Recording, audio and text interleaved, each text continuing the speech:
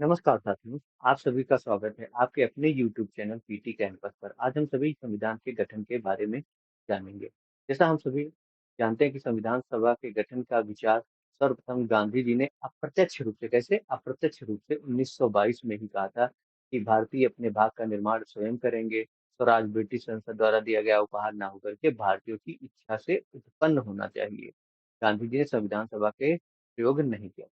1934 में सर्वप्रथम किसने स्वराज पार्टी की तरफ से भारत में संविधान सभा के गठन की मांग उठी थी। फिर उसके बाद 1936 में लखनऊ कांग्रेस अधिवेशन जिसकी अध्यक्षता पंडित जवाहरलाल नेहरू ने की थी, जिसमें संविधान सभा के गठन की मांग उठी थी। ब्रिटिश हुकूमत की तरफ से पहले कृषि मिशन संविधान सभा के गठन के लिए भेजा गया 1942 में। फिर 1946 में कैबिनेट मिशन के प्रस्ताव पर भारत में संविधान सभा के प्रस्ताव का गठन हुआ। हम जानते हैं कि जब कैबिनेट मिशन भेजा गया तो इसमें दो प्रस्ताव लाए गए। एक कौन सा, एक अंतरिम सरकार का गठन का, और दूसरा कौन सा, दूसरा संविधान सभा का गठन। हम देखते हैं अंतरिम सरकार का गठन कब हुआ था। 2 सितंबर 1946 को अंतरिम सरकार का गठन कब हुआ था। 2 सितंबर 1946 में। किसके नेतृत्व में, पंडित जवाहरलाल नेहरू के नेतृत्व में। कितने सदस्यीय अंतरिम सरकार का गठन हुआ था, 14 सदस्यीय। इसमें सरदार वल्लभ भाई पटेल जी को उप प्रधानमंत्री और गृह मंत्री बनाया गया था। अंतरिम सरकार के अध्यक्ष या सभापति कौन थे, गवर्नर जनरल थे। ये याद रखना कि अंतरिम सरकार के अध्यक्ष या सभापति कौन थे, तो गवर्नर जनरल थे। जब उपाध्यक्ष या उपसभापति कौन थे, वो पंडित जवाहरलाल नेहरू। अंतरिम सरकार की प्रथम कैबिनेट की अध्यक्षता किसने की थी, पंडित जवाहरलाल नेहरू ने की थी। किसने की थी, पंडित जवाहरलाल नेहरू ने की थी। फिर आप देखेंगे जब कैबिनेट मिशन आया तो इसमें इसके प्रस्ताव में था कि 389 सदस्य, कितने, 300, कितने सदस्य, 389, कितने, 389 सदस्य होंगे, जिसमें से 292, जिसमें से 292 सदस्य भारतीय प्रांतों से, 4 ब्रिटिश चीफ कमिश्नर से आने थे। उनका चुनाव कैसे होना था, प्रांतीय विधानसभाओं के सदस्यों द्वारा चुना जाना था। 93 सदस्य कहाँ से आते थे, देसी रियासत के प्रतिनिधि के रूप में आने थे 93 सदस्य। और ये कैबिनेट मिशन के अनुसार 10 लाख की आबादी पर, कितने, 10 लाख की आबादी पर संविधान सभा के सदस्य का चुनाव होना था। चुनाव कैसे होना था, चुनाव आनुपातिक प्रतिनिधित्व के आधार पर एकल संक्रमणीय मत के आधार पर होना था। यानी कि 10 लाख की जनसंख्या पर एक सदस्य निर्वाचित होना था। आप देखेंगे कि कैबिनेट मिशन के प्रावधानों में का गठन जुलाई 1946 में तो हो गया था, लेकिन कैबिनेट मिशन द्वारा जो 389 सदस्य बोले थे, इसकी जगह पर केवल 296 सदस्यों का चुनाव हुआ। इसमें 208 कांग्रेस पार्टी 208 सदस्य कांग्रेस पार्टी से चुनकर आए थे, 73 मुस्लिम लीग से चुनकर आए थे, शेष निर्दलीय छोटे छोटे दल के रूप में थे। साम्यवादी पार्टी का कोई भी सदस्य नहीं था। प्रारंभ में मुस्लिम लीग जो है संविधान सभा में शामिल होने का निर्णय लेती है, लेकिन 9 दिसंबर 1946 को जब दिल्ली के सेंट्रल हॉल में इसकी संविधान सभा की पहली बैठक होनी थी, उसमें मुस्लिम लीग शामिल नहीं हुई। फिर आप देखेंगे कि 9 दिसंबर 1946 को 9 दिसंबर 1946 में कहाँ, दिल्ली के सेंट्रल हॉल में, दिल्ली के सेंट्रल हॉल में जब संविधान सभा की बैठक होती है तो उसमें वरिष्ठ सदस्य होते हैं डॉक्टर सच्चिदानंद सिन्हा। कौन सबसे वरिष्ठ सदस्य होता है, डॉक्टर सच्चिदानंद सिन्हा, जिन्हें अस्थायी अध्यक्ष या प्रोटेम स्पीकर नियुक्त किया जाता है, जिनको अस्थायी अध्यक्ष या प्रोटेम स्पीकर नियुक्त किया जाता है। इन्होंने संविधान सभा के सदस्यों को क्या, शपथ दिलाई, और संविधान सभा का विधिवत गठन हो गया, जिससे संविधान सभा का विधिवत गठन हो गया।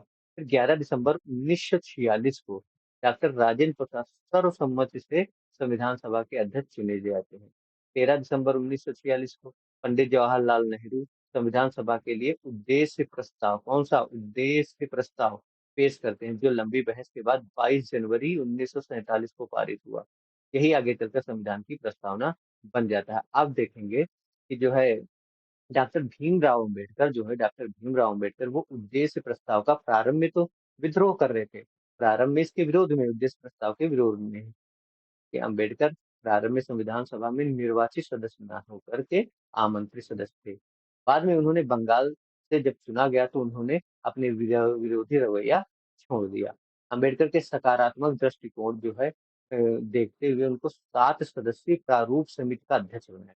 कब अध्यक्ष बनाया गया, सदस्यीय प्रारूप समिति का अध्यक्ष बनाया गया।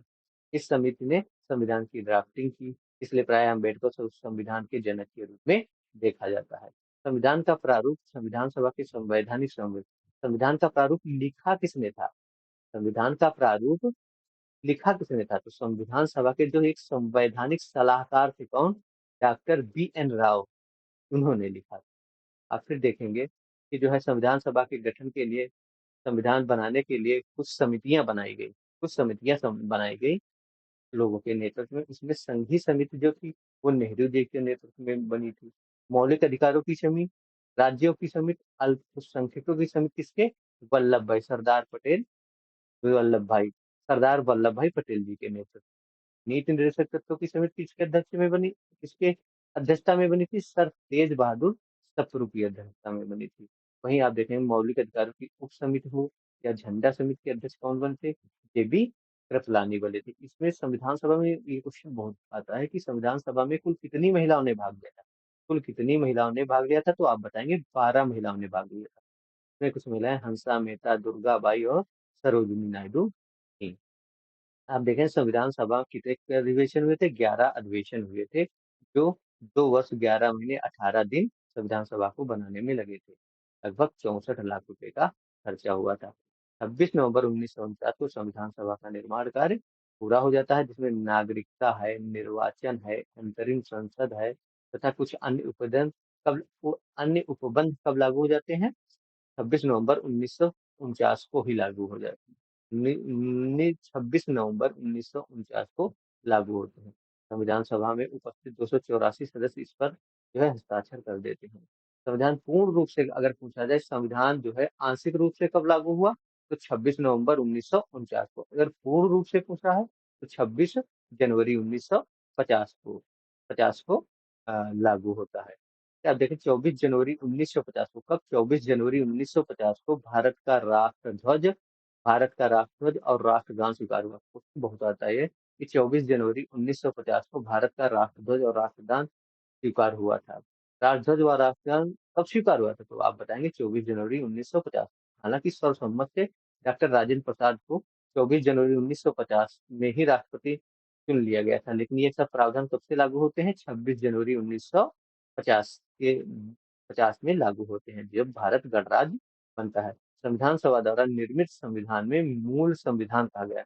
संविधान सभा द्वारा जो निर्मित संविधान है, इसे कौन सा संविधान कहा जाता है?